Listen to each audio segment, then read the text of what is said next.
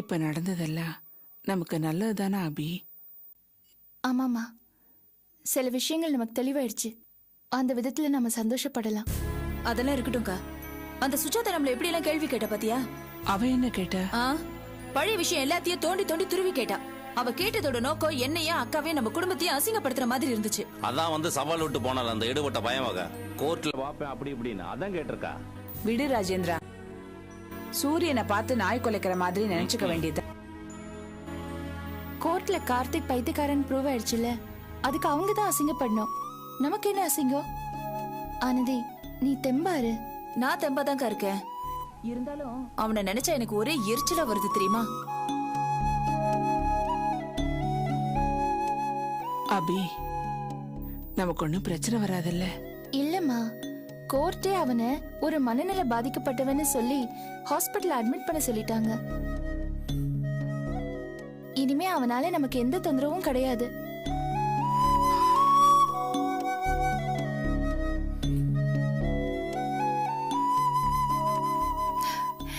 அப்புறம் இன்னொரு சந்தோஷமான செய்தியும் இருக்கு. நம்ம ஆனந்தி கல்யாணம் பண்ணிக்கிறதுக்கு தயாரா இருக்கா.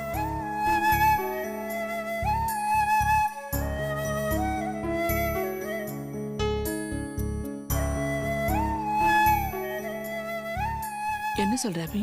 ஆமா, நான் உன்கிட்ட சொல்லல. கோர்ட்ல எல்லார் முன்னாடியும், குறிப்பா அந்த கார்த்திக் முன்னாடி, நான் கல்யாணம் பண்ணி வாழ்ந்து காட்டுறேன்னு சொல்லிட்டா.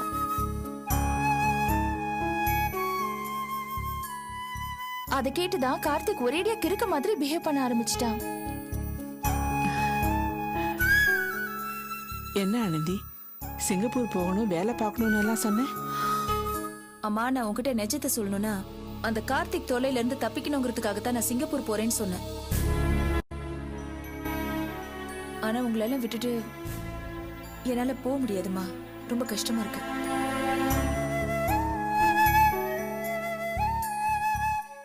இனி எங்கிட்ட இருந்து போறது? அதான் வீட்டு காயத்தையும் கிழிச்சு போட்டான்ல. மாமா, அதுக்கெல்லாம் வழி இருக்கு. கோர்ட் மூலமா ஒரு புது பாஸ்போர்ட், டூப்ளிகேட் சர்டிபிகேட்ஸ் எல்லாத்தையும் நம்ம வாங்கிடலாம். ஆமா, அப்புறம் எதுக்கு அன்னைக்கு கப்பலுக்கு வந்த மாதிரி உட்காந்துருந்தீங்க? சும்மா இருக்கீங்களா மாமா? வருத்தம் இருக்காதா? அந்த ராஸ்கல் என் பாஸ்போர்ட் சர்டிபிகேட் எல்லாத்தையும் கிழிச்சு போட்டதை நினைச்சு சிரிச்சிட்டு இருக்க சொல்றீங்களா? அப்போ அக்கா, நீ சிங்கப்பூர் போலியா? இல்லடா, உங்களெல்லாம் விட்டுட்டு போறதுக்கு எனக்கு மனசே வரல. ரொம்ப ஆசையா இருந்தேன்க்கா, நீ சிங்கப்பூர் போய் சென்ட் எல்லாம் வாங்கிட்டு வருவேன்னு சொல்லிட்டு. இப்படி சொதப்பிட்டியேக்கா. டேய், உனக்கு சென்ட் கேக்குதா? இதுக்காக நான் சிங்கப்பூர் போய் வாங்கிட்டு வரணுமா? இல்லையே மாப்பிள்ள, நல்லா சோப் போட்டு நுர வர்ற மாதிரி நல்லா தேய்ச்சி குளிச்சோம்னு வச்சுக்கவே சென்ட்டே தேவையில்லை. அதை நீ சொல்றியா மாமா? உன்னை பிறந்தப்ப நர்சம்மா குளிப்பாட்டினது அதோட சரி. நீ பாத்தையாது? பார்த்த நர்சம்மாவே கலிதுல நான் வேற வந்து பாக்கணுமா? பரவாயில்லையே, என்னை பத்தி எல்லா விஷயம் தெரிஞ்சு வச்சிருக்கான் பாவி பைய. கொஞ்சம் வெளியில வரீங்களா? உங்ககிட்ட தனியா பேசணும்.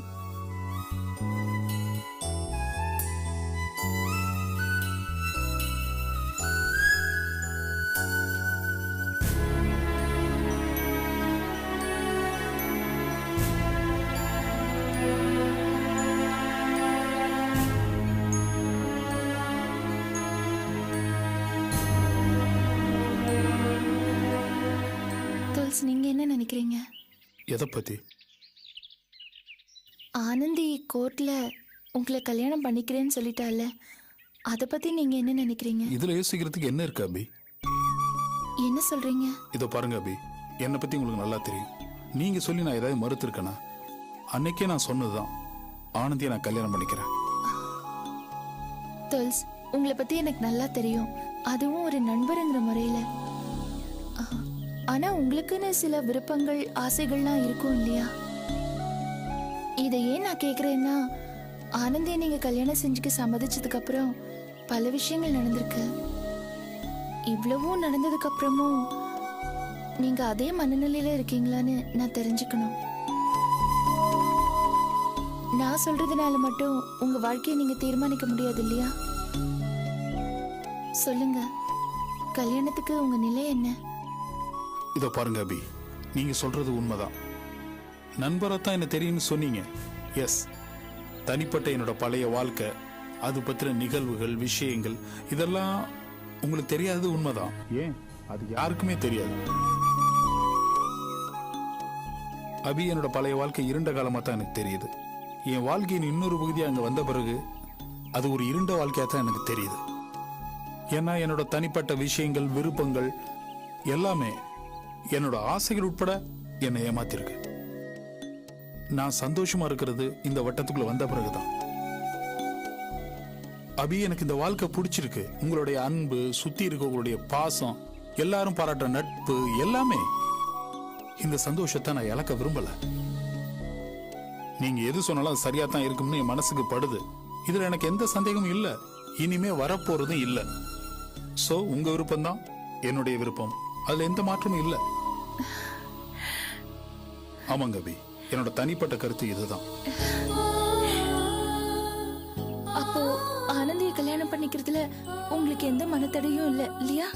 அதான் நீங்களே சொல்லிட்டீங்களே. Thank you Thuls, thank you so much.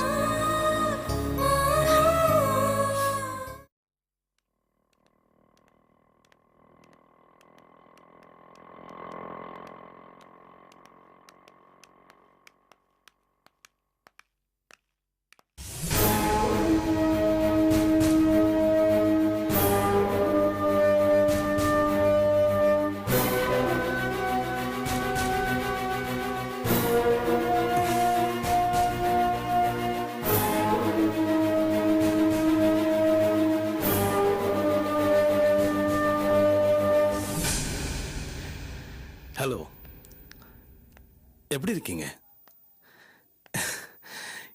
என்னடா அது, வரவே மாட்டேன்னு சொன்னவன் வாசப்படியே மிதிக்க மாட்டேன்னு சொன்னவன் வந்திருக்கேன்னு பாக்குறீங்களா? அதுக்கு ஒரு காரணம் இருக்கு மேடம். என் மனசப்பட்டதை அப்படியே பேசணும்னு தோணுச்சு. அப்படியே மனசு இருக்கிறதெல்லாம் கொட்டிடணும்னு தோணுச்சு. ஏன்னா அப்படி செஞ்சதான் என் மனசுக்கு ஆறுதலா இருக்கும். அதான் வந்தேன். இனிமே என்ன புதுசா கொட்டுறதுக்கு இருக்கு? நீங்க அப்படி சொல்லக்கூடாது. காது கொடுத்து கேளுங்க. என்னை பத்தி எவ்வளவுலாம் பேசிருக்கீங்க.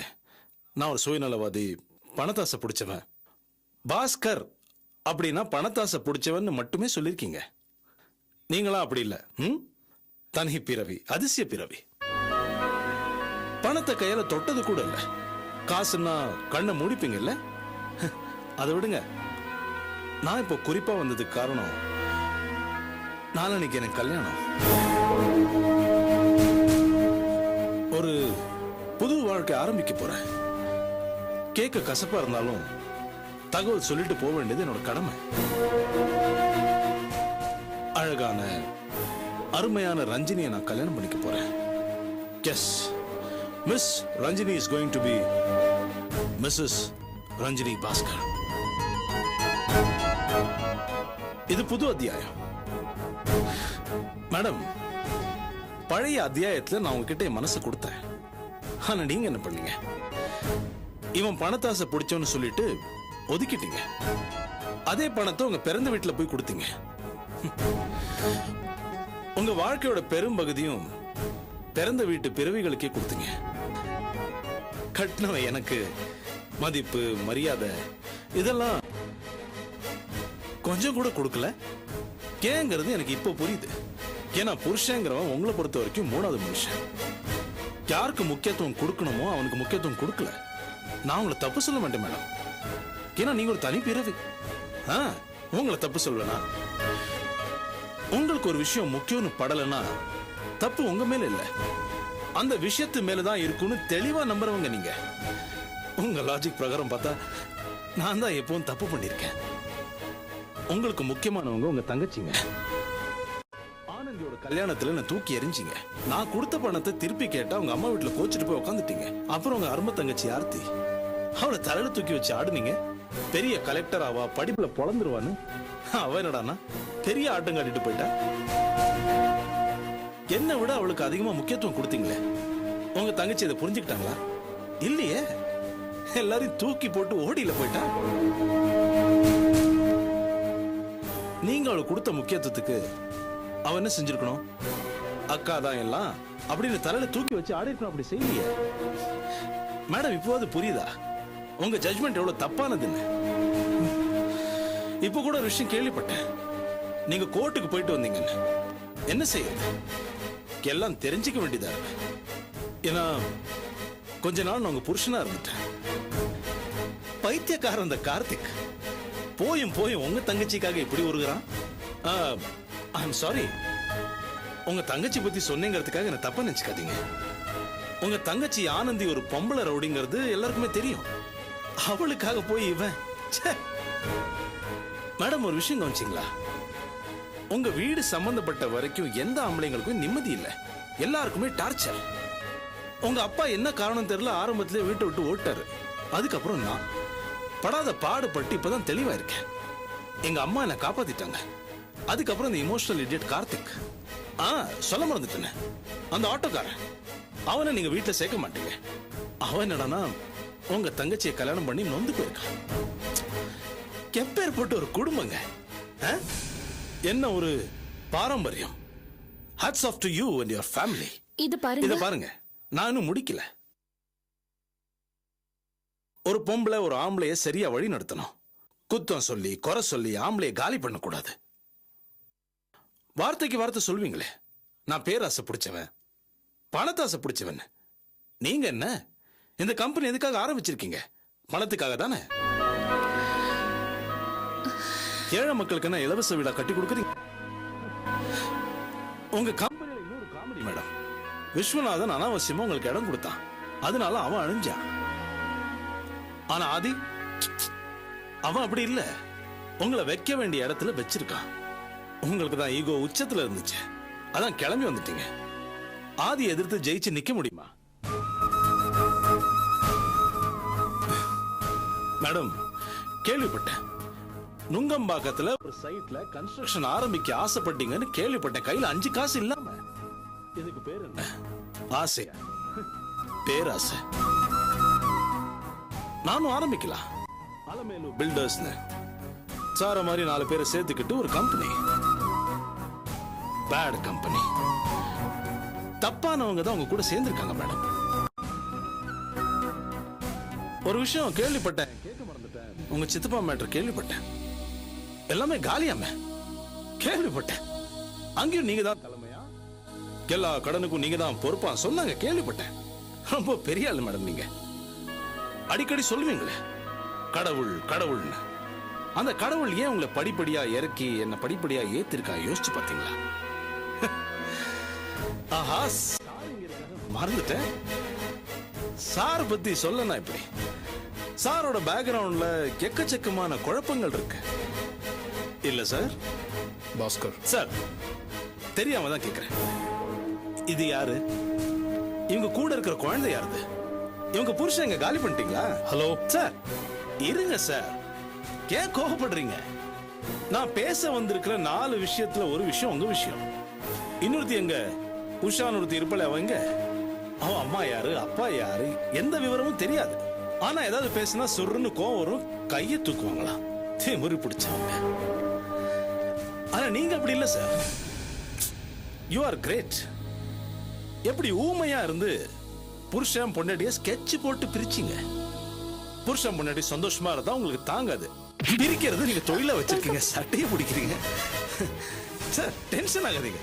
பொதுவா நான் தானே டென்ஷன் ஆகி சட்டையெல்லாம் பிடிப்பேன். அழகத்துக்கு மீறி நீங்க அதுக்கு நீங்க பாருங்க. ப்ளீஸ் ப்ளீஸ் ப்ளீஸ் நீங்க stop you are it. Gentleman. Tholkappiyan, please உள்ள போங்க. நான் எதுவும் தப்பா கேட்கல அவர்கிட்ட. புருஷன் முன்னாடியே பிரிச்சிங்க, அது சாரி. பாத்தீங்களா பாத்தீங்களா மேடம்? பொம்பளையா இருக்கிற உங்களுக்கே இவ்வளவு இருக்குன்னா ஆம்பளனா எனக்கு எவ்வளவு இருக்கும்? இது பாருங்க பாஸ்கர், உங்களை எனக்கு ரொம்ப ரொம்ப நல்லா தெரியும். கொதிச்சு போய் பேசுற பாஸ்கரையும் அப்புறம் இப்படி சிரிச்சு பேசுற பாஸ்கருக்கு பின்னால இருக்கிற அந்த நிஜ பாஸ்கரையும் எனக்கு ரொம்ப நல்லா தெரியும். நீங்க என் முன்னால என்ன வேஷம் போட்டாலும் அதை என்னால ஈஸியா கண்டுபிடிக்க முடியும். குற்ற உணர்ச்சி உங்களை இப்படி எல்லாம் பேச வைக்குது இல்ல? எதுக்கு இதெல்லாம்? அதான் நமக்குள்ள எல்லாமே முடிஞ்சு போச்சு இல்ல? பேசாம போயிட்டே இருக்க வேண்டியதானே? உங்க பார்வைதான் சரின்னு நினைச்சுக்கிட்டு அது மூலமா மத்தவங்களை கணிச்சா அடுத்தவங்களோட நியாயம் தெரியாது. மத்தவங்களோட வாழ்க்கையை பறிக்கவோ குறுக்கிடவோ யாருக்கும் உரிமை கிடையாது. உங்களை விட்டு நான் ஒதுங்கினது கூட அந்த அடிப்படையில தான். என் பிரச்சனைகளை கஷ்டங்களை உங்களோட கோணத்துல பார்த்து அலசி ஆராயறதும் கிண்டல் பண்றதும் எகத்தாளம் பேசுறதும் மடத்தனம் பாஸ்கர். இந்த மாதிரி அருவருப்பான காரியங்களை இனிமே பண்ணாதீங்க. பண்ணதெல்லாம் போதும். ஓகே? அபினா, எல்லாமே மாறும் பாஸ்கர். அதுதான் நியதி. இன்னைக்கு நீங்க வந்து இப்படி பேசுனதுக்காக பின்னால நீங்க வெக்கம் கூட படலாம். எதையுமே நீங்க என்கிட்ட நிரூபிக்க வேண்டாம். உங்களை பிரிஞ்சதுனால நான் எதையுமே எழுந்து போகல. நீங்க எழுந்தீங்களா இல்லையாங்கிறத பத்தி நான் ஒண்ணும் கவலைப்படல. அதனால என்ன பத்தி நீங்க ஒண்ணும் கவலைப்பட வேண்டாம். போய் உங்க வேலையை பாருங்க.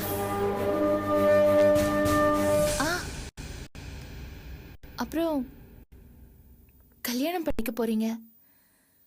பழசெல்லாம் மறந்துட்டு இனிமே கட்டிக்க போறவளுக்கு ஒரு நல்லவனா இருங்க. All the best Bhaskar. நீங்க போலாம். அபி, ஆல் தி பெஸ்ட் பாஸ்கர். நீங்க போலாம். தேங்க்ஸ்.